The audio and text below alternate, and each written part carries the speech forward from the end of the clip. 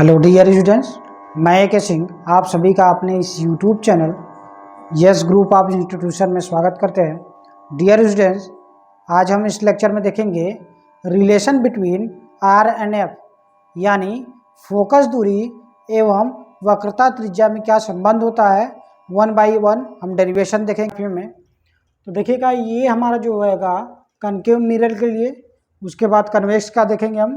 तो देखिएगा, हम रूल को ही यूज करते हैं। जो हमने पहला रूल देखा था कि मुख्य अक्ष के समांतर चलने वाली प्रकाश की किरणें एफ से जाती हैं और सी से जाने वाली प्रकाश की किरणें सी से ही वापस चली जाती हैं, इसको हमने देखा। और कहीं ना कहीं जो है परावर्तन के नियम ये है कि ये एंगल बराबर ये एंगल होता है, ठीक है। तो उसी को हम यूज करते हैं। देखिएगा, यहाँ पे ध्यान दीजिएगा, एंगल ए बी सी, ठीक है, A B C equal to ये क्या होगा, angle B C reflected angle, ठीक है। यानी ये angle A B C B F, ये दोनों क्या है, रिफ्लेक्टेड एंगल यानी परावर्तित एंगल है। अब यही को हम यूज करते हैं, यानी angle A B C equal to क्या हो जाएगा, एंगल सी बी एफ, ठीक है, परावर्तन के नियम से। इक्वेशन नंबर 1 अगेन बात करते हैं। देखिएगा, angle A B C, angle A B C और फिर क्या हो जाएगा बी सी एफ, ठीक है। यानी एंगल ये फिर से एंगल ये, ठीक है, ये एंगल और ये एंगल, ठीक है, एकांतर कोण से, ठीक। अब इक्वेशन नंबर 1 और 2 एक साथ करेंगे तो क्या हो जाएगा, ये देखिएगा ए बी सी इक्वल है, तो इसलिए क्या हो जाएगा यहाँ पे angle C B F equal to B C F के हो गया, ठीक है। अब देखिएगा सी बी एफ कहाँ है, सी बी एफ, ठीक है, एंगल सी बी एफ। देखिए ये लंबाई कितनी हो गई, ये हो गई, ठीक है। देखिए बी एफ के अगेन यहाँ पे देखिएगा बी एफ सी, ठीक है, बी सी एफ, ठीक है, बी सी एफ, इसको हम क्या रखते हैं, बी सी के। अब देखिए, यदि कह रहा कि यदि दर्पण का द्वारक क्या हो, छोटा हो, तो बी पी के निकट होगा। अब देखिएगा, बी जो होगा ये पी के कहाँ निकट हो जाएगा, ये और छोटा हो जाए इस तरीके से, तो ये नज़दीक हो जाएगा। तो इसी को देखो, हम बी एफ को लिख सकते हैं, बी एफ जो है ये, इसको हम लिख सकते हैं क्या, पी एफ के, इसको इसके बराबर कर सकते हैं, ठीक है, हमने कर दिया। तो देखिए पीसी को, यानी पीसी देखिए कहाँ है, पीसी को हम क्या लिख सकते हैं, C F plus P F के।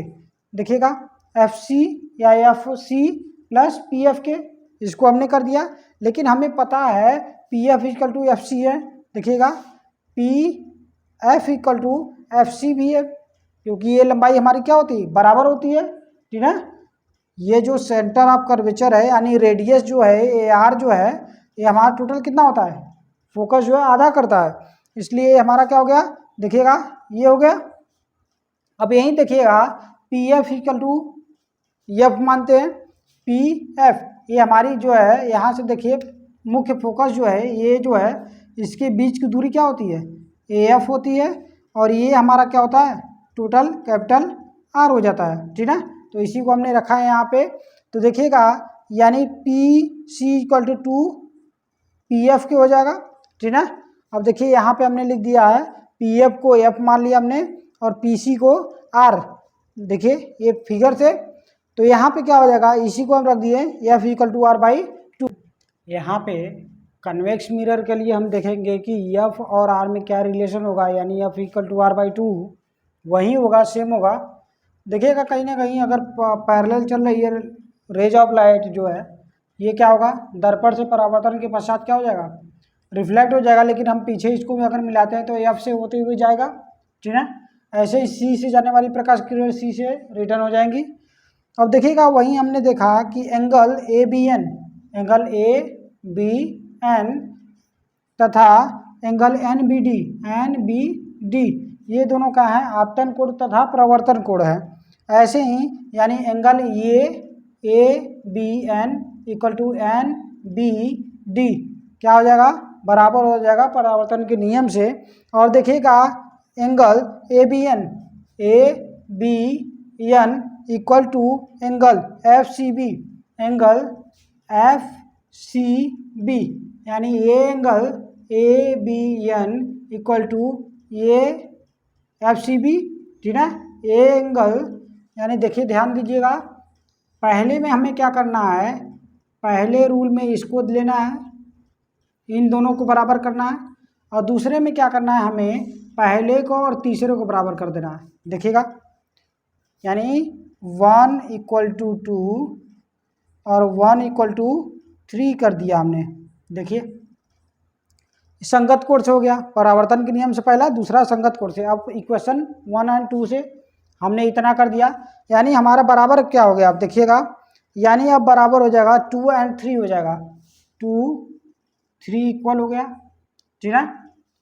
लेकिन अब ध्यान दीजिएगा एंगल NBD, एंगल NBD देखिए कहाँ है, एंगल NBD, एंगल NBD किसके बराबर हो जाएगा, देखिएगा एंगल किसके है, CBF के, एंगल CBF के, यानी ये वाला एंगल इसके बराबर, यानी दूसरा एंगल तीसरे एंगल के बराबर, यानी 2 3 बराबर है, वही वाला है, ठीक है, क्लियर। लेकिन अब समझिएगा वही चीज़ें यहाँ पे कह रहे हैं तो शीर्षाभिमुख कोण के बराबर हो गया, लेकिन FCB, angle FCB equal to क्या हो जाएगा, CBF, देखिएगा CBF, यानी ये एंगल इसके, एंगल ये वाले एंगल यानी FCB इक्वल टू क्या हो जाएगा, CBF के। देखिए यही किया, फिर उसके बाद यानी BF इक्वल टू क्या हो जाएगा, CF के। चूंकि त्रिभुज के समान कोणों के सामने की भुजाएं क्या होती हैं, समान होती हैं, ठीक है। तो इसी कारण हमारा क्या हो जाएगा, दर्पण के द्वारा का क्या हो जाए, यानी इसको दर्पण को M1 M2 को और क्या कर दिया जाए, छोटा कर दिया जाए, तो हमारा क्या हो जाएगा, B P के और निकट आ जाएगा। देखिएगा ये B है, इसके निकट आ जाएगा, ये चीज़ें अगर छोटा होगा तो यहाँ पे कंसंट्रेट हो जाएगा, ये छोटा हो जाएगा, और ठीक, तो वही चीज़ें यानी BF इक्वल टू PF हो जाएगा, ठीक है। तो यानी PC equal to PF plus FC, जबकि PF इक्वल टू FC है, तो यहीं पे हम क्या कर सकते हैं, FC की जगह पे PF कर दें, ठीक। तो यानी PF इक्वल टू क्या हो जाएगा, अब 2 PC को हो गया, ठीक है, 2 1/2 PC। अब देखिए यहाँ पे छूट गया है थोड़ा सा, PC इक्वल टू 2 PF हो जाएगा, PF ये हो जाएगा। अब इसी को हम क्या करेंगे, यहाँ पे डिवाइड कर देंगे, यानी PF इक्वल टू 2 PC को हो जाएगा 1/2 PC के, ठीक है, यानी R इक्वल टू क्या हो जाएगा, 2F। इस तरीके से हमने देखा कि अवतल दर्पण और उत्तल दर्पण से किस तरीके से F और R में रिलेशनशिप निकालते हैं। तो हमारा दोनों रिलेशन यही आता है, F इक्वल टू R/2 ही आता है, ठीक है। चलिए इस तरीके से मिलते हैं आप लोगों से अगले लेक्चर में, तब तक के लिए आप सभी का धन्यवाद।